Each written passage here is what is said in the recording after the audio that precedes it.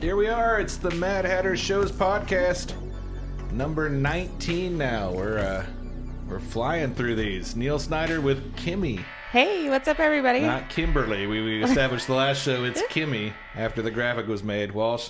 We're here for another edition of the Mad Hatter Shows podcast. We are a fast-growing national group now. We put mainly together stand-up comedy, but we also sometimes do music shows. We've done had a hypnotist before. Any kind of entertainment you can think of, pro wrestling, whatever, spoken word, magician. I don't know, we haven't had a real magician yet, but we should get a magician probably at some point. Absolutely. So, yeah, this is what we do. We go live and we plug our brand and we tell people what shows are coming. Hey, Ron. Ron's been tuning in already. So some people are like watching this intentionally. Some people are like scrolling and they're like, wow, somebody's live, or they may have got a notification that someone was going live, or maybe the venue that they sometimes go to see other concerts at is live. So this is what we do. We're here to kind of announce all the shows that are happening all across the country with our stuff. So you're back here too, and yes, I am. you're like, you just said about how things go in and out of your ears. So like some of this is like you're learning some stuff as well. Look at me go. A girl can learn. Well, this weekend, I was out doing Mad Hatter stuff, Mad Hatter shows. I think I got a photo of me sitting in a bubble in the little ticket booth in Oshkosh, Wisconsin. I think we've got. There we go. There I am, texting you, going, "Hey, you're going to be on the podcast Monday, right?" And I got my popcorn bucket there, and I still have probably mustard on my face from the bratwurst place around the corner. We were in Oshkosh, Wisconsin, and we were in Wausau, Wisconsin this weekend. A lot of hours on the road. Did you celebrate cheese while you were there?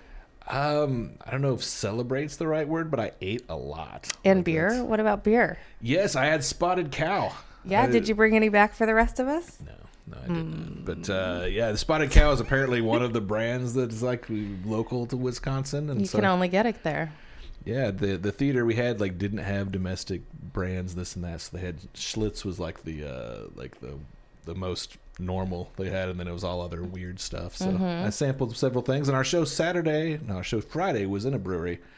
So there was they had one that was like 10.3% alcohol, which is delicious, ridiculous. That's not even beer at that point. That's like a sangria or something, right? So but yeah, we do shows all over the place, and a lot of times I end up on the road. So these Monday podcasts, I'm a little bit tired and run down, so you may have to prop me up here in a little bit. Got a case of the Mondays? I guess. Yeah. I hope that's not trademarked. We're gonna get like.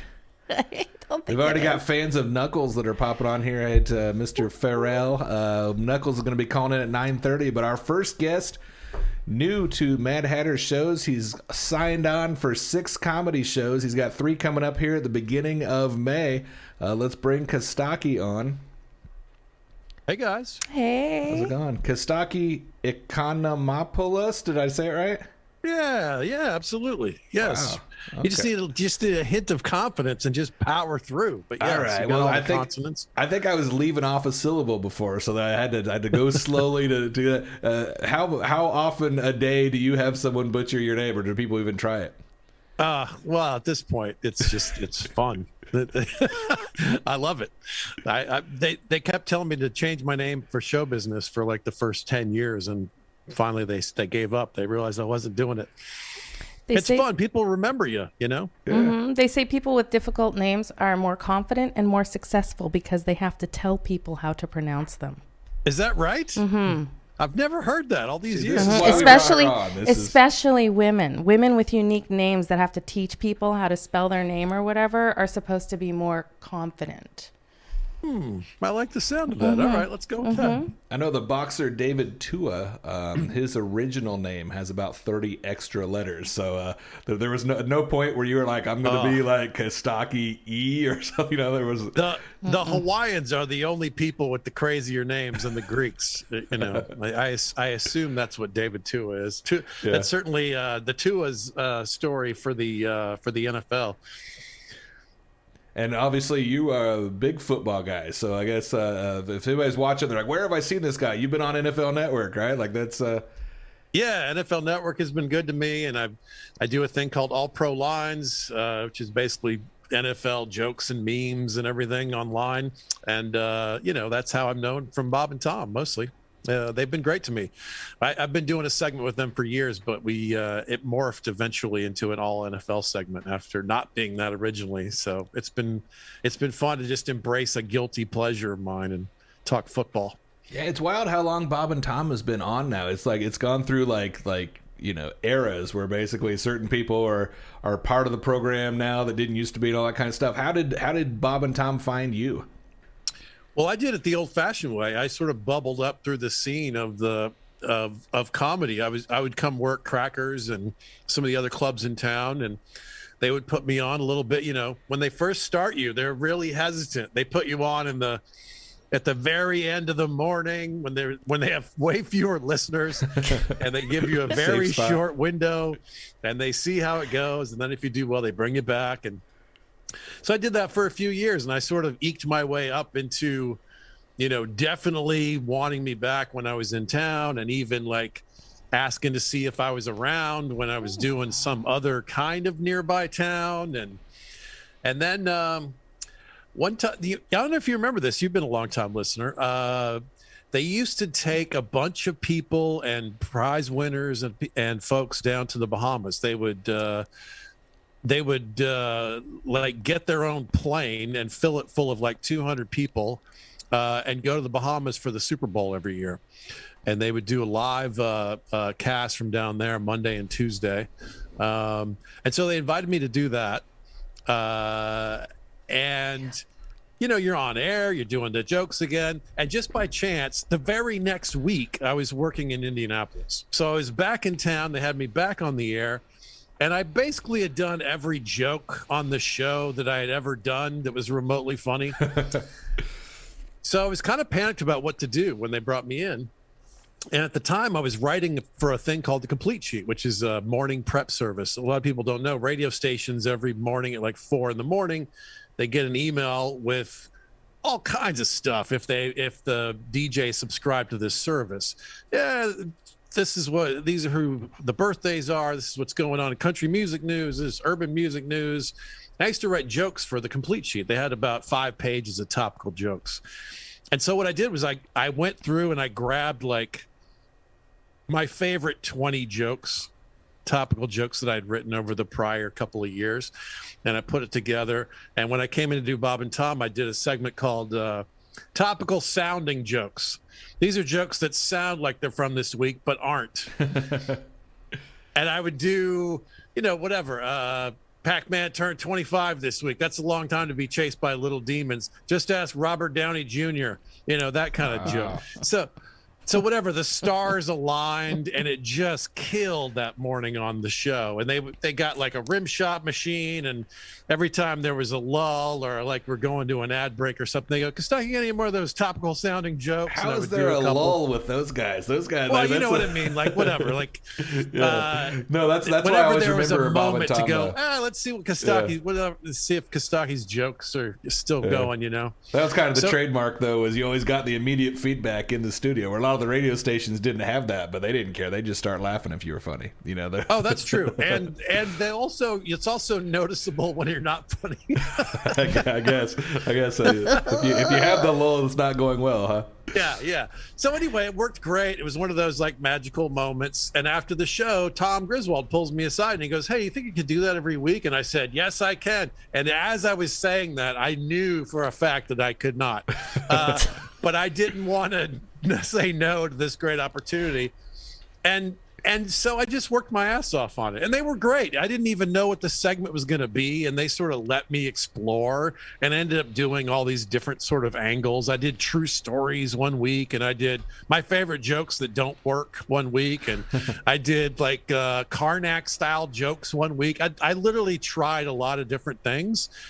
And I eventually landed on something that we called the Economopoulos. We had a listener contest to name the segment, and that was the best suggestion. So for about 2.5 years, I did the Economopoulos on the Bob and Tom show. And every week it was a different subject. It was phobias, anything that had bullet points, anything that I could write. Like if there's 10 of these things, I can write 10 jokes eventually. Right. So it was basically just a writing exercise for the first 2 or 3 years. One time I did Dante's Inferno. I was like, well, there's 9 circles of hell. I should be able to write 9 decent jokes eventually. So I just did that segment with them for years. And eventually I pitched an all NFL version of the Economopoulos to some sports shows around. And I was surprised that most sports shows take themselves way too seriously. They're like, well, we're X's and O's. We don't do entertainment content. So most sports shows were hesitant about doing something like that. And in the meantime, I did some of those jokes on Bob and Tom, and they liked them even more than the thing I was doing prior. And they had some consultants at the time who were telling them they should have a little more sports content.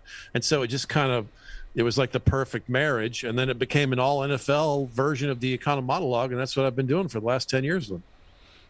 Awesome. Crystal McFarland says she enjoys all you do. Thanks for the laughs. So we keep this coming, guys, too. We don't always have the people that are typing at home. This lets us know people are watching. That is it's live. A lot of times it's on delay. So the bottom line is going with all of our dates going on, and we have 3 shows with Costaki coming up in just a couple weeks. Martinsville, Indiana, Lebanon, Indiana, and Plainfield, Indiana. So you mentioned the towns around Indianapolis. Are you familiar with all these kind of suburb shows, or is this going to be the first time that you've hit some of these spots? Oh man, I have done every tiny little nook and cranny in the world, but I don't know if I've ever done Martinsville before. That's going to be a new one.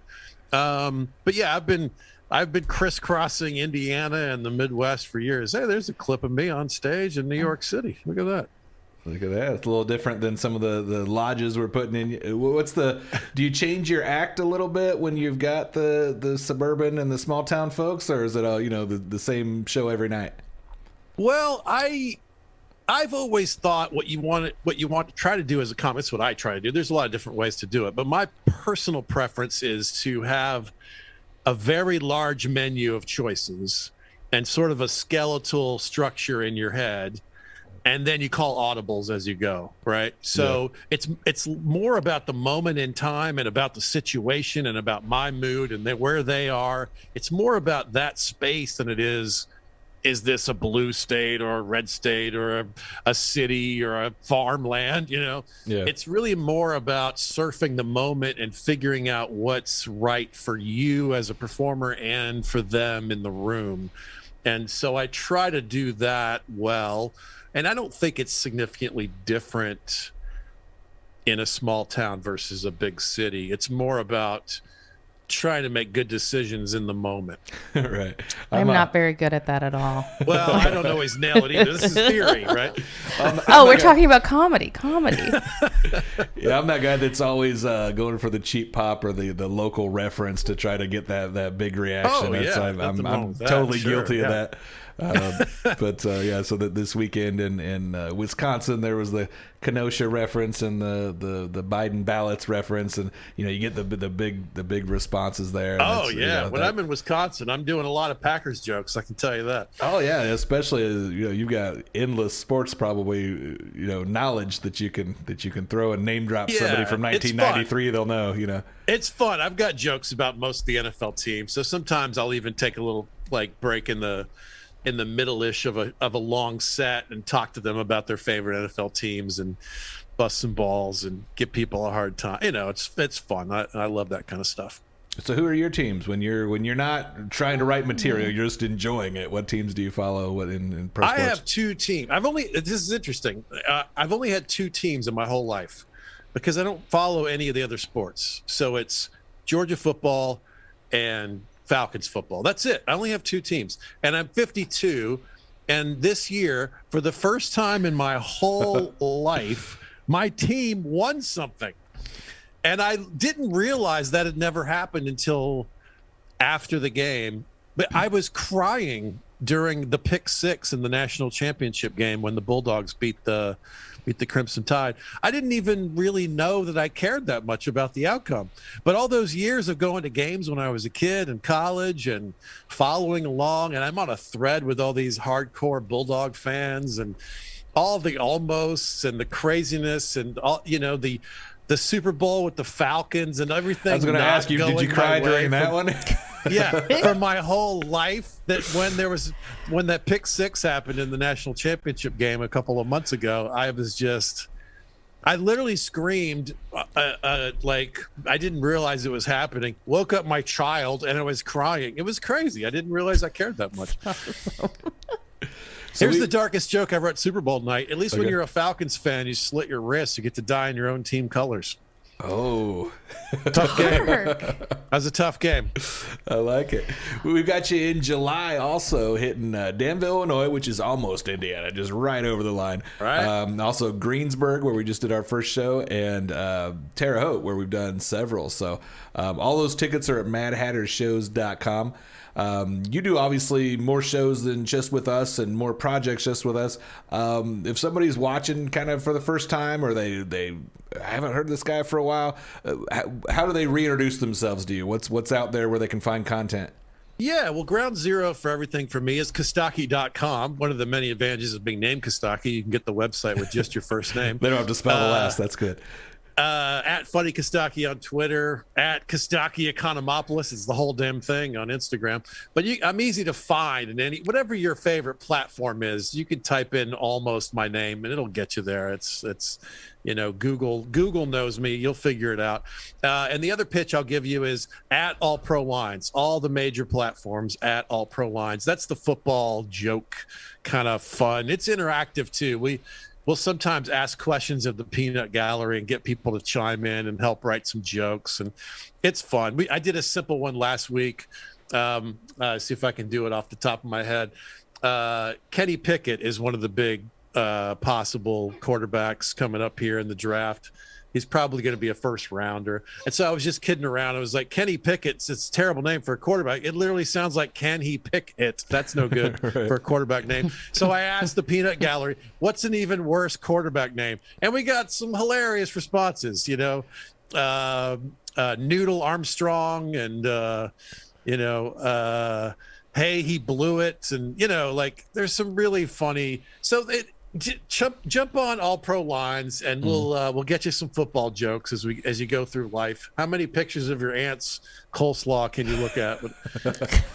Or political fights, get a football joke in your feed once in a while. And if you want to chime in and be interactive with us, that's all the better, but no pressure. It's good fun. Hey, I want to ask you guys something. I heard the Danville venue is really great. Tell me about that. It used to be a Knights of Columbus, actually, so it's a very large space, and the folks that went in there and bought it made it in the front, like there's a fun sports bar, and they cook Cajun food, so it's like a terrific menu, and then it's got this big event space in the other room. So I'm quite the fan. Great. I've made friends with the owner and the manager there, and I've made definite friends with the jambalaya. Yeah, it looks like it'd be a fun place to sit and watch the games on a Sunday and all that kind of stuff too. But it's there's definitely the big party room next door. So I'm a fan of it, and we've got some other shows coming there basically every 6 weeks or two months where we've got stuff scheduled there. So Haywood Banks is coming after you, and no, he's coming right. He's coming right before you, and also right before you. Then, like 3 weeks before you, is Sam Lasco from Trailer Park Boys. So they're setting themselves up like a comedy club, basically with special events. So definitely, MadHatterShows.com has all of those events. And hopefully we have a lot of fun when you come out there. You're stuck with me at least the first three. Tell those guys to plug me when they're doing their sets. Absolutely. That's if I don't know if Sam can pronounce your name, we'll have to make sure he has it. Haywood can, but I don't know, Sam may hit too much hash before he gets on there. I'll have to have a sign for him to hold up. So Haywood went the other way in show business. He made up his own name. That's a whole different thing, Yeah, we have a lot of stage names with Mad Hatter shows. We have the Ginger Billy and Donnie Baker and who else? Catfish Cooley. I mean, it's too late in the game for you to give yourself a nickname. Wait, his mama didn't name him Ginger Billy? Are you? Absolutely. She should have, but she did not. So I wanted stage names when I was younger, but they were all terrible. Like I remember I was doing a theme park show when I was 15, and I really wanted to be called Ashley Tyler Monroe. Like that was something. Oh, that sounds classy. It's gross. It's so gross. It's very soap opera. At that same age, though, I probably, if given enough money, would have had a ton of plastic surgery. So I would look like a completely different woman right now. But it's a good thing we grow out of our teen years. Yeah, right. By the way, isn't it bad enough to have to see Bert Kreischer's chest? Now we got to look at Ginger Billy's chest. Is this... Ginger's at least in a little bit better shape. That's fair, but still, it's comedy. Why am I looking at a man's chest? What's happening? Well, you just spoiled it. He might have had his shirt off for the show, but now everyone knows it's not going to happen. So that's why I go. Well, May 5th, 6th, and 7th are our first 3 shows with you. I look forward to seeing you in Martinsville. I'm running that show. Your opener that night's Tony Foxworthy. I don't know if you've crossed paths with him yet. He's done Crackers quite a bit. So yeah, you'll have fun with him. You'll have him 2 of the nights, and then in the middle night in Lebanon, it'll be me. So oh, cool. Yeah, you'll have no trouble following me. But all right. Well, appreciate you hanging out with us today. Now it's going to be. You're going to do some of your local jokes and kill and dig a big hole for me? Because I know Lebanon. Yeah, it's. You better do some research on the IGA nearby. And well, that's cool. I'm happy to hear, because I know you do those once in a while. I'm happy to hear they're going to do one of those at least. Awesome. All right. Well, I'll see you here in a couple weeks. You take it easy in the meantime. Thanks for stopping in. See ya. Absolutely. Thanks so much, guys. Take it easy. All right. Costaki's a lot of fun. Mm-hmm. Not going to take his shirt off, but still a lot of fun. So, I was looking him up today, and he was just talking about he's got jokes about the price of blueberries, but he was saying you could build a comedy club out of bananas, and I haven't been able to stop thinking about making things out of bananas since I saw that today. Have you come up with anything that's atypical that would frighten us? Or? Just anything and everything you could possibly think of. Tree houses and, who knows? I don't know, but I've been thinking about building lots of things out of bananas. All right, so he's already made a fan. He's already making an impact. All pro lines and Costaki Economopoulos. You've been practicing. That's not fair. It's just fun to say. Once you get it, it rolls right off the tongue. It's almost like it should be the hook on a Nuckolls song. So that's we got Nuckolls called in here in a little bit, but he's not here with us yet. So let's bring up a couple other shows we know that are coming up. For folks that don't know, Dustin Sims is going to be the next weekend after Costaki. We're going to be in Hobart, Indiana. It's a rescheduled show. So there's still some tickets available, but a lot of them are already sold because that show got snowed out here in January. You remember the January blizzard that we had that was just like 2 days and then it went away? Yeah, so apparently he's from the South and he didn't really want to drive that snow. And I was in California for that one. But I was snowboarding, so it was like... There you go. Dustin Sims, one of the guys that's gotten famous being viral, so people share the videos all the time. He'll be joined with Jesse Payton. If you want to hear from either of them or get a little bit of a hint of what you can expect on stage, they're both on existing Mad Hatter Shows podcasts, so you can go back into Spotify or YouTube or Pandora or whatever we're on. And check us out. Them. Just stalk them. Or you could do that. You could just show up at their house. And... Oh, I wasn't thinking that. I was thinking like interwebs, social media stuff. I thought you meant like literally like you could show up at the house. Oh, you could. I don't recommend it. Unless you like jail. No, I'm not sure I do. It's my limited experience. I was not a fan. So not a fan. Well, let's bring on. I heard the doorbell, so that must mean Nuckolls is in the house now. Can you hear me? He doesn't know he's on live, but he is on live. Nuckolls? Well, this is awkward now. This could get interesting, yeah. Oh, hi. There we go. You've been on longer than maybe you know, so that's it's only been a few seconds. No, I saw. Yeah, okay. I was trying to transition everything over too. Well, you know me, but you don't know Kimmy. This is Kimmy Walsh here. It's great to meet you. How are you? I'm wonderful. Yeah, I know Neil. We did some shows in Oklahoma earlier this year, back-to-back nights with Mick Foley and Catfish Cooley, and Nuckolls kind of just made himself the MC of the weekend. He was plugging our stuff before I'd ever met him. I was like, this guy's a hustler. We got to be friends. So hey, I appreciate it. Yeah, I mean, yeah, it's not every day that something comes to my hometown. So whenever something does, I try to support it and use my social media reach to, get some people there. Turns out you're a pretty good guy. I mean, not everyone on the planet has sampled both the Oklahoma musical and the Andy Griffith theme song in music. In fact, you may be the only one that's ever done both of those, and I'm a sucker for both. So I was like, it's almost like he was sucking up to me right off the bat with those pop culture references. So definitely you got a diverse background. Tell people how you became a musical artist, because you took kind of a scenic path. Okay, well, so I started rapping when I was a teenager. I am from Lawton, Oklahoma, which is where the Catfish Cooley show took place. And I kind of grew up doing country stuff and kind of city stuff together. So that kind of led to me doing some not so good stuff, maybe some drug dealing and some things like that, which led to me going to prison. And then I got out of prison and decided to turn my life around. And one of the things that was positive for me was getting back into rapping, but kind of telling my life story and rapping about things that were different. I'm not necessarily someone who raps about drug dealing or a lot of things that rappers rap about in the mainstream, if you will. You know what I mean?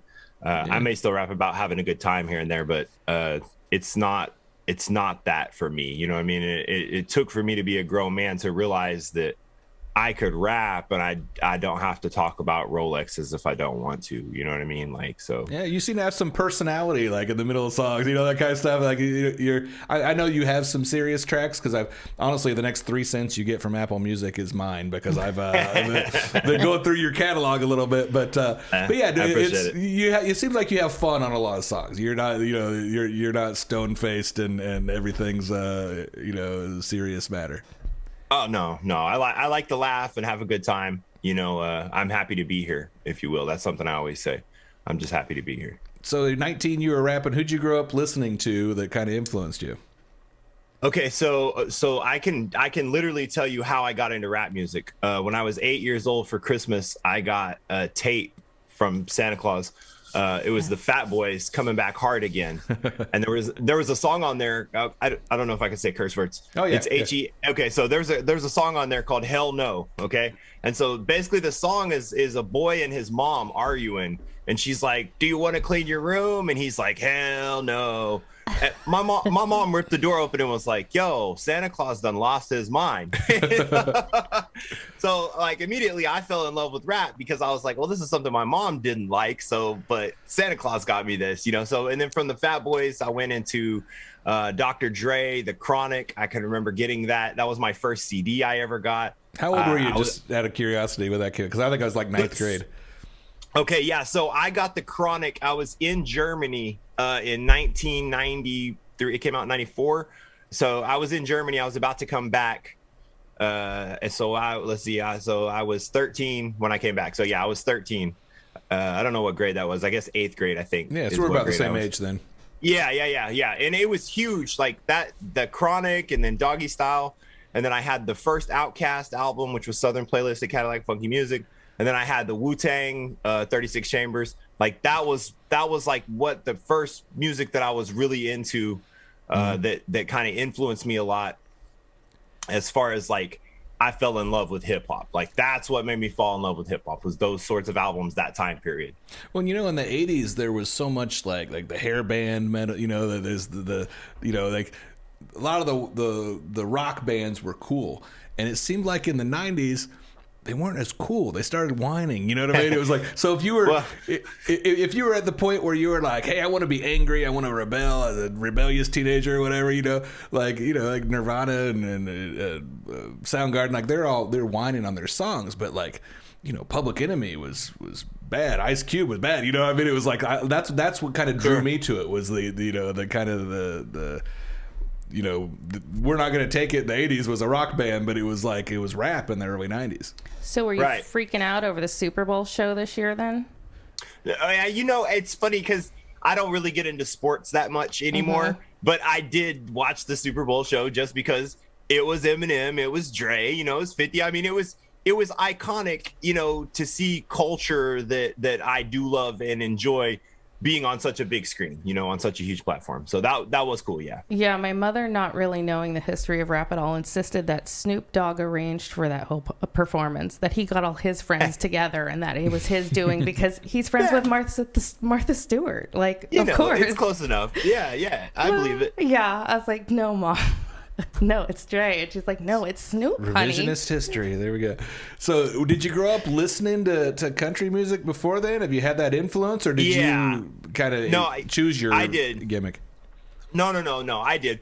And that's my dad. So rest in peace to my pop. He passed away 2 years ago. Kind of got me back in music. So my dad was a retired sergeant major for the military. He did 27 years in the military. So I'm an Army brat. And my dad, before he got in the military, he grew up bull riding, grew up working on a ranch. We're from Oklahoma. So literally when I grew up as a kid, everything my dad listened to was Johnny Cash, Merle Haggard, George Strait. These are the songs that I heard growing up. Sorry. So I was like, I liked country music, but I didn't necessarily like country music. Like you said, as a teen growing up, I was looking for that rebellious, that's where hip hop came in. But I've always liked country. So like I said, when I got out of prison, I tried to make a lot of changes in my life. One of those things was I got back in touch with my roots. I started working for a rodeo company. I started roping. I started bulldogging steers. So in the same instance of that, I got back into country music in a real big way. And I got into a type of country music that I really like. It's called red dirt, which it's in this area in Texas, Oklahoma. It's real big. But it's kind of an outlaw style of country. And so it was something I could gravitate towards. So I really got back into that in the last, as an adult as well, to see that country music could be something different than what the radio was playing, if you will. You know what I mean? Mm-hmm. Like a lot of this red dirt music that I listen to isn't necessarily on the mainstream country music radio. Okay. You got a lot I guess of some folks. of it's growing, I will say, I guess, it's growing. Like, country is getting, I don't know, it's getting mixed. Everything's getting mixed. Like music nowadays, it can be mixed. Yeah. It's, and artists aren't scared to try something different. I've noticed, there's, it seems like back in the day, like, you're like, oh, I'm a pop artist. This is what I sing. Or I don't know. You didn't have Madonna would reinvent herself all the time, but you didn't see a lot of other people that like their albums sounded different from album to album. And now sometimes track to track, it sounds different. It's, sure. People aren't scared of it, and what's cool, I think, about hip hop is hip hop can sample anything. The beat can be derived from anything, be it classical music or something with a beat or something that's rock. So, is there any type of genre that you're interested in experimenting with, or could you see yourself singing on an album, or like Well, so it's interesting you say that, because I've always said that I'm not a singer and I can't sing, and that's something I always just say I'm a rapper. But somebody saying auto-tune. They're telling you to use auto-tune. Right. Well, and that's the thing, is that I actually have been working with my producer, and he's taught me how to sing within my vocal range. So I'm actually working on a country EP. It's just going to be 5 songs. It's not going to be a lot, but it is singing, and I have several choruses already recorded for it. My problem is trying to figure out how to do the verses singing rather than rapping. So it's going to be an experiment for me to do country music, like a full country album without any hip hop to it. But I, like I said, I already have 4 of the 5 songs laid down somewhat to so yes, I'm experimenting with country, I guess. I'm going to try my vocal talent, and like I said, with I'm not saying auto-tune, but your producer can help you. That's just the truth. I remember nowadays, Snoop talking about Dr. Dre was coaching him on how to enunciate, so it sounded like he was being melodic, even though he was still just basically chanting. And there's a lot that a producer can turn out, once they've got your voice. So, do you do any of your own beats? Do you do any of your own production work, or how do you choose? Is the beat already existing, or do you write down lyrics first, or do you lay down vocals? Like, how does a song come together for Nuckolls? Okay.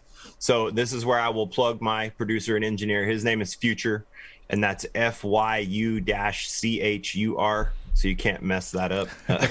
It's spelled really funny. Not the mask off guy. It's completely different. Right. Yeah. Well, but he's so my producer has worked with a lot of big artists. He's worked with people like Kevin Gates and The Game.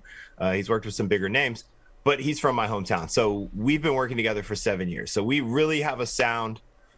He knows what I want. A lot of times I'll just go in there with an idea for a hook, and he's taught me how to rap. I have a metronome in my head that never goes away. So I can always be on beat. So I can walk in there and not have a beat, but I can rap the 4 bars to the chorus, and then he'll build a beat around it. You know what I mean? Like I call him my Wizard of Oz. Like he's the man behind the curtain. So almost all of my beats are his. I do occasionally buy beats from other producers that are in the country rap genre. A lot of times because I like to support other people in my genre, but he does all of my mixing and all of my mastering, and I would say probably makes 85% of my beats too. Okay, very cool. Yeah, a couple of that the Andy Griffith song it sounded like a song you could play in the club. It didn't necessarily sound like a country rap song. Yeah, so you got some hip hop type it is stuff. So it's interesting to note. So that whistle actually was never copywritten at all. Oh wow. At all. So anybody can use that whistle for anything. So the producer that made that, that's kind of, he was trying to make like a club track with it, but he couldn't get anybody to bite on it. And I was like, well, you know what? I can make a club track, I guess. This kind of sounds like my style. If I'm going to make a club track, why not talk about Andy? So right. That kind of is how it came about. And then the video for it kind of went viral and ended up getting me a lot of attention. And so in kind of a negative way, I guess, but it ended up being positive. So, No publicity is bad publicity. That's exactly right. So, yeah, that's exactly right. Yeah, and I'm excited to hear you sing just because as an artist, I think so often it's amazing. Your fans obviously love you. They're shouting out to us right now. When you watch this back, yeah, you're just like there's people that are just typing all the way. Even before you were here, they were like, yes, Nuckolls. But I think it's amazing, and I just really encourage you to keep growing in whatever direction. You've already changed paths a couple times, and it's not easy to march to that beat of your own drummer because your fans will come and go, but the ones that are meant to be there with you are going to follow you wherever you go. So, sure. Yeah, that's exciting. I wonder, do you ever get nervous when you're going on stage? Because as I was listening to your music, there are times where the pace at which you're saying words is exponentially faster than what anyone would. It's okay, like you're suddenly the Micro Machines man. Here's where I plug someone else who is super important to me, and that's my hype man, Red Dirt Rickert, who's probably been in the comments a little bit. Right. So my man Ryan Rickert, Red Dirt Rickert is his name. He has allowed my stage show to absolutely be transformed because he says some of the words for me, because it's exactly that. I do rap really fast, so especially on something like Oklahoma Horror Story, I run out of breath on some of the stuff. So he's learned where to punch in to say the words for me, to allow me to catch my breath. And then I've worked with him to just establish him in music. And then we have several songs we've worked on together that we've crafted real well. But yes, it's exactly that. He's allowed me to make my stage to a different level, to where my performances now, are on a real professional level. So when I tell people how much I charge for a show, I tell them, look, it's not just me showing up with a mic. I show up with a bunch of stuff. I got a DJ, I got a drummer, I got a hype man. We show up with lights, sound, it's like we can put on a whole show for you, So, but it took a while to grow to that, honestly. Yeah. And I don't know that there's anybody that doesn't run out of breath. I mean, I was bartending at the Irving Theater, which is kind of home base for Mad Hatter shows in Indianapolis, for R.A. the Rugged Man. And before one of his songs, he's like, hey guys, I'm gonna try to get this right the first time, and I'm like, that dude's a legend, been doing it for 30 years or whatever. Like even he's like not quite sure it's gonna come out completely right. So rap's kind of I don't know, for the live show, it's more about attitude, I guess, and the showmanship sometimes than like musical quality, because you are gonna get winded. You are gonna it's different than, it's never gonna sound like it does in a studio. Nuckolls. No, it's not. It's about the live element of. That's why I added a drummer. That added so much to my stage show. The live drums. Everybody gets into the live drums. So little things like that definitely, because it is. I can't just stand there and rap constantly and try to do it just like in the studio and make people like that, it's not going to work, you know? So, and there's a lot of dead space too, where, you know, we're like, so I always say I'm not a bar singer. Like a bar singer talks for 5 minutes about the song. Yeah, I was drunk and my girlfriend had just left me when I wrote this. And I want you guys to know that my mom, she called me. And so this is called, my mom called me, you know what I mean? And then they sing the song. So like when I do a show, I don't do that. We hardly talk at all in between songs. Like we rock out, you know what I mean? We're there to put all the energy forward. Like that's what we bring, you know, so. One thing I've been impressed with too is you kind of self-made. You know that's there's something with independent artists and you know the pro wrestlers that I know and the comics coming up and the musicians coming up. There's that hunger and there's that you have found a way to get almost 250,000 Facebook followers. And you're engaged with them every day. I mean, has this been conscious or have you kind of fallen into it or? No, so yeah, I've worked really hard to gain a social media following. So this is actually my second Facebook page that's been verified as Nuckolls. Like I lost my first one at just short of 500,000 followers. Wow. And I lost it for sharing fake news. It was right when Donald Trump was first getting elected, and they were cracking down on people for. We need Elon Musk to buy Facebook next. He just bought Twitter, so.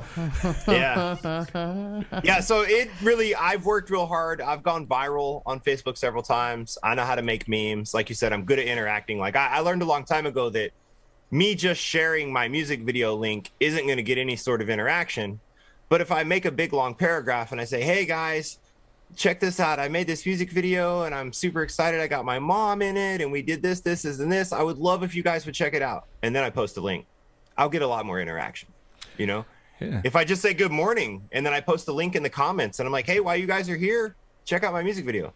That gets a lot more interaction than me just posting my music video, you know? So I've built a rapport with my fans, I guess, you know, through my social media. So yeah, and a lot of that comes with not being scared to put yourself out there. Obviously, you've exposed some of your shortcomings and your past and all that kind of stuff. One of the videos I think we've got to kind of show a clip of here is actually detailing your drug addiction. So how hard was this? Something that you, when you first got out of prison, that you just said, hey, I'm going to go balls to the wall and just be open with everybody? Or is this still something that you have to make yourself brave about? No. So honestly, like that's part of changing. So I've been clean for 19 years almost. You know, I've been out of prison for going on 14. So, and I was in prison for 5 years. So, but I was clean the whole time I was in prison because I was determined to change my life. Like I was like, this isn't going to be me. I'm not going to be one of these people who dies in here, you know. And I have a couple violent felonies, you know. I have gun charges and stuff. So I know that if I was to ever mess up again, you know, I could go back for a really long time. So that was just heavy on me.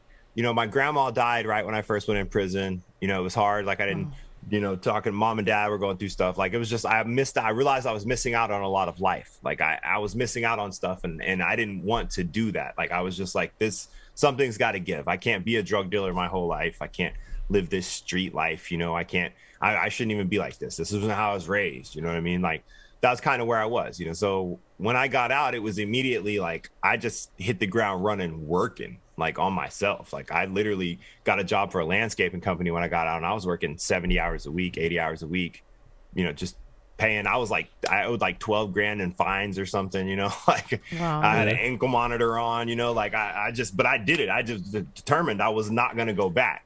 Like that was it. You know what I mean? So there was no hiding anything. Like I literally had an ankle monitor for 6 months. Right. You know what I mean? Like I've always been open and honest with everybody, you know, and any job I've ever had, anything, I'm like upfront, you know. So now with music, it's kind of a positive. It's easy for me to tell my story and get people's attention because it's real. They're like, oh, you did a bunch of time. I'm like, yeah, you know, did a bunch of bad time. It's not pretty, but life is good now. And so I can kind of tell that, you know, you just got to work hard and you can overcome. Like you said, like I guess I'm self-made and I don't ever think about it because I don't know. I guess I'm here, but I still work every day. I still do things every day because I want to be further, you know, like I want to get even further than I am. So I don't see it as that I have anything yet because every day I'm still working. Every day I wake up and get to the grindstone or whatever, you know, so. Well, there's probably some folks that tuned in just because they follow Mad Hatter shows, or some people that stuck around after Kostaki's interview. If they've never heard of a Nuckolls song, what's a couple that they should start with? What are you most proud of? Okay, so Cowboy Boots and Shorts is my anthem that everyone knows for me. That's the biggest track that I ever had. It has several million streams across all platforms. It went viral on Facebook and got like 6.5 million views. That's one of the reasons I have a lot of Facebook followers. Like, it was one of the things that went viral. So Cowboy Boots and Shorts have kind of built a career on that, because it's like I said, it's kind of a fun song. It's a thing. You always see some old redneck uncle who got to go outside to check the mail, but he just throws his boots on. Right. He's got these short shorts on or whatever. And that's kind of how this song came about. I made it at the lake, and I just kept putting my boots on to go to the store, but I had on swimming trunks. So I just kind of Cowboy Boots and Shorts. So that one is really kind of me famous. And like my little logo on a lot of my hats and stuff is my little Cowboy Boots and Shorts guy. So that one is probably one of my bigger ones. I would say Big Truck is another one that everybody loves. Like, you guys played a clip from that. It also kind of went viral and has, like 1 million streams across all platforms and stuff. So right. Those two songs, yeah, there you go. Big Truck right there. Those two are kind of like the definitive like Nuckolls tracks. That's how most people know me. I wouldn't necessarily say they're the ones I'm the most proud of, but they're the biggest. Fans are funny about like that. I have a lot of songs that like Sweet Addiction that mean more to me, but don't have nearly the streams that something like Cowboy Boots and Shorts or Big Truck does. So I guess those two are my big two. And they can find those on pretty well any streaming site on YouTube. Yeah, if you literally type in the words Cowboy Boots and Shorts on anywhere on Google, you're gonna find me. There you go. Like, I promise. Like, I'm synonymous with Cowboy Boots and Shorts. Like, Nuckolls really pops up because there's been articles written about me, and there's a whole website in Oklahoma that hated me and wrote terrible articles about the music video when it came out, like making fun of it and stuff. So yeah, so it's all over. Cowboy Boots and Shorts is the easiest way. I always tell people just search for that, or search Nuckolls country rapper. That's the other way to find me. Yeah, Nuckolls is kind of a hard thing to just Google, because there's so many other things that it brings up. So yeah, I guess you just put Nuckolls, so you could end up optimize. You're right up there. You're right there. Yeah, you're close to the top. And it's tough, in hindsight, because my real name is Stephen Nuckolls. And so in it's just not spelled the same. Nobody can ever spell my last name. But in hindsight, I would have been Stephen Nuckolls and just spelled it K-N-U-C-K-L-E-S. That way, that would have came up much better in the search engine. But, hindsight's 20/20 on that. And I've been Nuckolls my whole life. That's what everyone has always called me, is Nuckolls. When you grow up and your last name is Nuckolls, that's literally your nickname from the time you go into kindergarten. So my name was Kim Walsh. I got no cool nicknames ever. Okay. Well, you sound like a reporter, though. Kim Walsh sounds like a reporter name. Right? You should have just went with that. Or a politician, or lots of things that are more serious. Lawyer, maybe. I hope you're paying your hype guy tonight, even, because he's doing hype for you on the feed over here. He's naming some other titles here. He's saying Army Brat and Oklahoma Horror Stories. It says Nuckoll and the Boys Volume 1. So Army Brat is one more that I'll plug real quick. So Army Brat is the song I wrote for my dad. And in the video, I have my mom in it, and we shot it at an actual cemetery that is an actual military cemetery. And we've got actual footage from my dad's funeral in there of the flag being folded and 21 gun salute and several. So it's a really deep song. It does have a lot of streams too, and that's another one that a lot of people do know me for, especially in this area here, because we're on an Army base here in Oklahoma. So pretty much everything around here is related to the military somehow. So I get a lot of love for that one. So Army Brat is another one that I would tell people to look up, especially if you're older or, you are patriotic like the military. A lot of people like me for that one. Yeah, you've been talking about your dad. I saw online that you are a dad. I know you've got at least one son. Yeah. He was building a bridge. I got 5 kids. Yeah, so we have a lot. Yeah, shout out to my beautiful wife, Ashley. She's upstairs. I don't know if she's watching this or not. So do you get street cred? Like, do your kids think you're cool when you go to school? They're like, that's my dad. Oh, no, not at all. I mean, it's funny because, like, sometimes, like, they've come home before and been like, so-and-so doesn't believe that you're a rapper, and can you show me something? And I'm like, yeah, whatever. And then sometimes, like, I'll tell them something cool I'm doing, and they're just like, yeah, whatever. And I'm like, okay, whatever. My oldest boy, yeah, he's 15. And so he thinks certain things that I'm doing are cool. Like I'm about to open for Adam Calhoun. And he thinks that's very cool because he loves Adam Calhoun. Not because of you, but because of Adam. So I remember exactly. Yeah, I remember Michael Jordan's kid his favorite player was Dennis Rodman. So I mean, you can't get any love. That's it's cool. Yeah, Adam Calhoun's his favorite. When I told him that might come around, he was like, "Are you for real? You're gonna open for Adam Calhoun?" Like, Dad, can I go to that show? I was like, well, it's kind of far off. It's in Indianapolis, so. Yeah, well, we've had Adam Calhoun on some of our shows before. We've interacted with Leroy Biggs crashed one of them here where we had the two of the guys from Upchurch's band we're doing one of these, and Leroy popped on. I know you've done a song with him. We had Big Murph at one of our things. Me and Leroy have a festival. Me and Big Murph have a song too. So is there who else is out there that you're like, hey, I'd like to collaborate with them? And it could be somebody singing a hook. Doesn't have to be another country rapper. Is there anybody else out there that you're just like, hey, I would love to do a song with him? Yes. So right now, someone that I have talked to his manager, but I've not got anything set in stone, but I would love to make it set in stone, that's Way Jennings. Okay. So that's he's the grandson of Waylon Jennings, and he's a country singer, and he does a lot of his granddad's music, and he sounds like him when he does his, but when he does his own music, man, he sounds amazing too. And I'm glad that people are just starting to get to know him for more than just singing his granddad's songs, because Way is a really amazing artist, and I'd like to get him to sing a hook, actually, as a matter of fact. If you ever want to meet a lot of old school country and bluegrass artists, I really recommend there's a festival. I don't know if they still do it. Hardly Strictly Bluegrass in San Francisco. It was a free festival for the city of San Francisco. Some guy, instead of buying new artwork and Mozarts for his house, would put on this massive festival. And I had the opportunity to meet so many artists, driving them to and from their hotels. She loves showing off that she's not always just from Indiana. She's lived in California, so that's well traveled. No, I'm just exploring my inner redneck late in life. That's all. Oh, okay, that's fair. Well, Indianapolis has got a lot of redneck stuff popping off. So yeah. I recently took a road trip down to Nashville. There were 5 adults in the car. I was the only one not packing heat, and there were 7 guns. Both the other ladies had firearms in their purse to go to Nashville, because they just pack heat everywhere they go.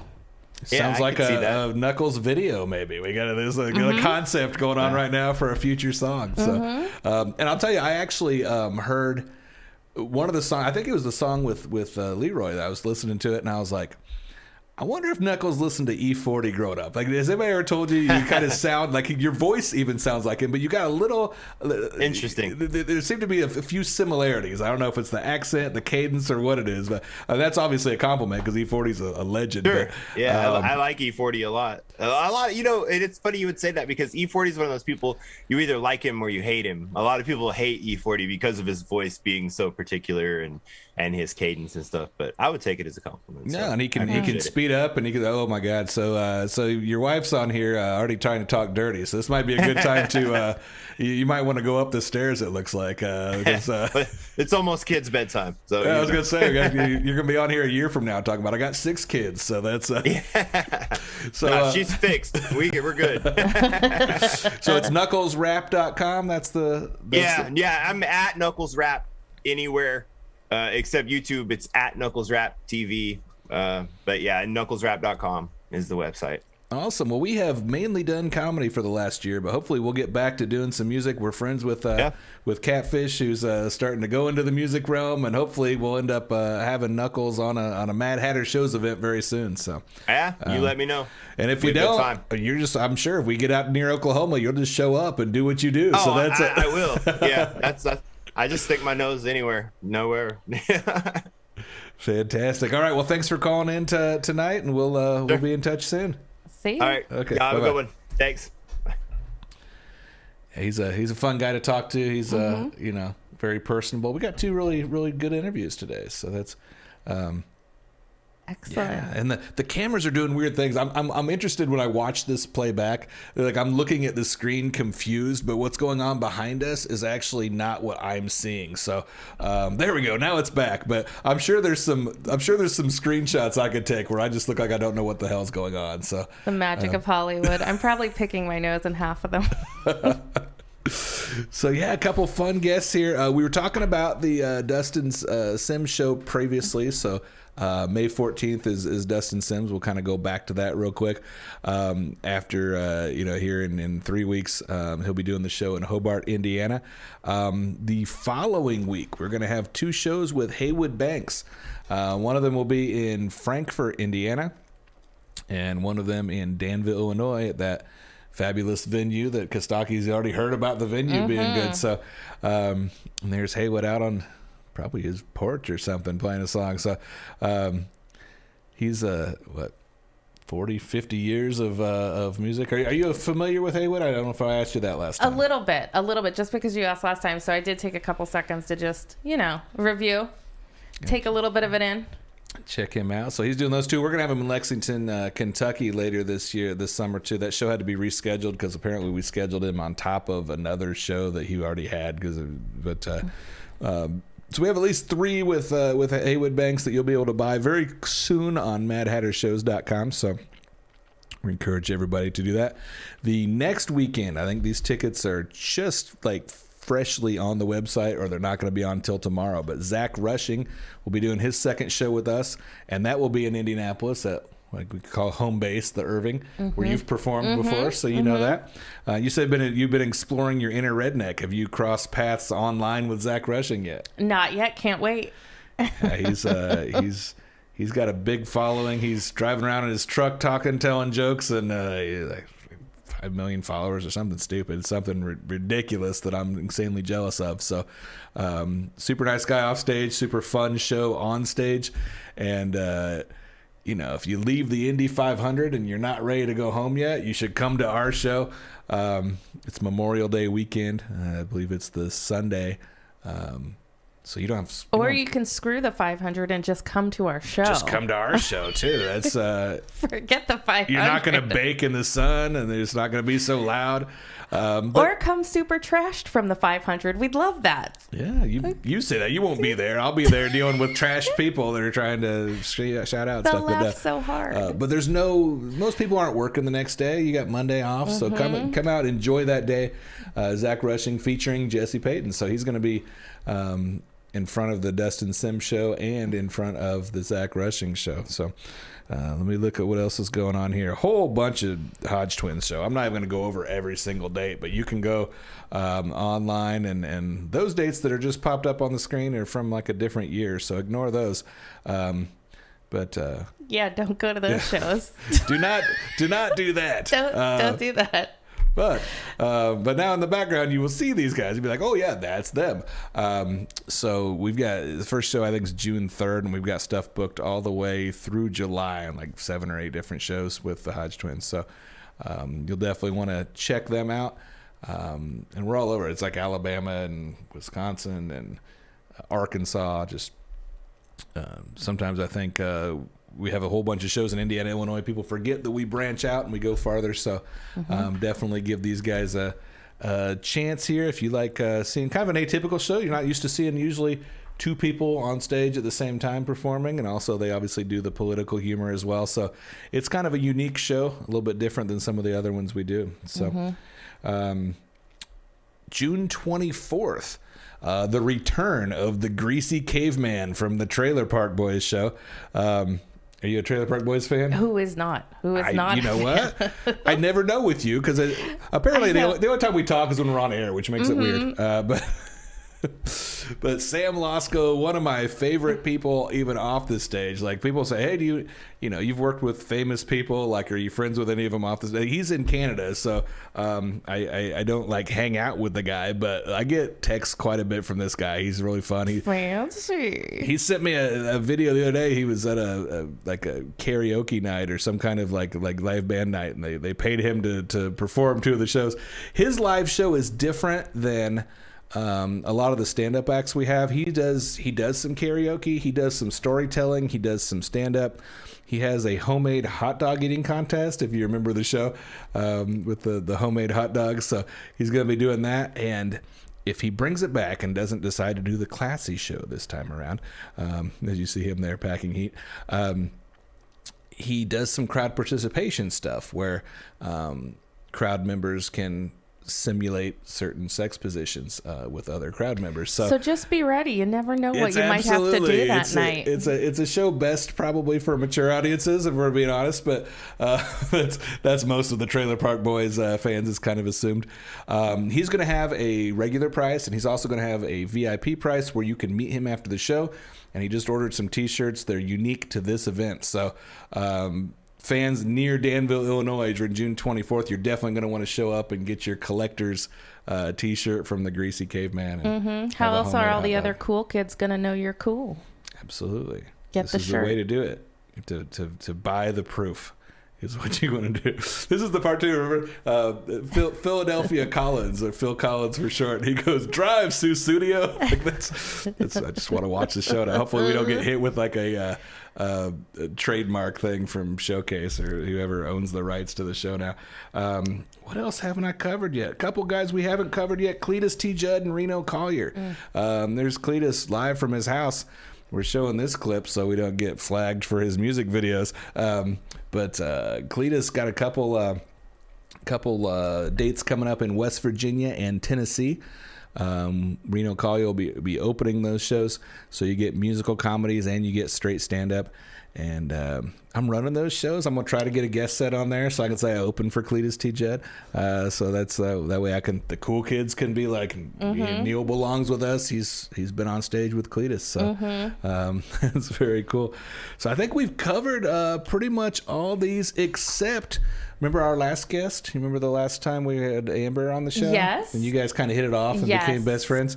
Jake Rubel is on that show with her in Winnemac, and that is coming up in just a couple weeks also. So if you're not in Hobart, Indiana, watching Dustin Sims, we encourage you to come to Winnemac and watch Jake Rubel and Amber Clear. Those tickets are not at madhattershows.com. You're going to need to go to Tippy's, call the phone number. I think we've got right on the screen right now, and you'll be able to see that. So a lot of stuff going on.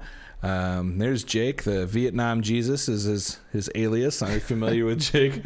No, but I want to be. It's the other half of the Amber Clear show. So yeah, like if you're not out in California, which are you normally at when you're bragging about that, come hang out in Winnemac. Maybe we'll let you on stage. I know. I've been following Amber real hard actually ever since we talked to her. I know all about she put up a new thirst trap picture too. Did you see that? That's exactly what I'm thinking about. The couch photo with the butt. Like I was like, ooh. And what's funny too, Nuckolls, his wife is kind of an internet model. Like she's I noticed. So she came in character. We saw the comments. So she came out regular, then she was in character, and she's like, "Tell me a sexy joke." I'm like, Nuckolls is probably enjoying life right now. But absolutely, I saw her dressed up for a night on town online, and I was like, "Ooh, girl! Ooh, girl!" Well, and if you look hard enough, you can find a photo of her in a Just the Fluffer T-shirt. So yeah, that's. Isn't she lucky? Absolutely. So I know this last part of it here seemed kind of disorganized. We jumped around a lot. If you need an orderly list of all of the shows we're going to, obviously the events page on Facebook, but you can just go to madhattershows.com and you can pull up and go to see more at the bottom there, and you can pull them all up because I think there's too many of them to just scroll down once. You have to go to see more so you see the whole list there. But I haven't even told everybody all the shows yet because on the way here I just found out that we got another Sam coming. Have you watched the last season of America's Got Talent? Yes. So we've got Sam Remo. I don't know how his name is pronounced, but anyway, if you're an AGT fan, you know who Sam is. We've got shows to announce with him the next time too.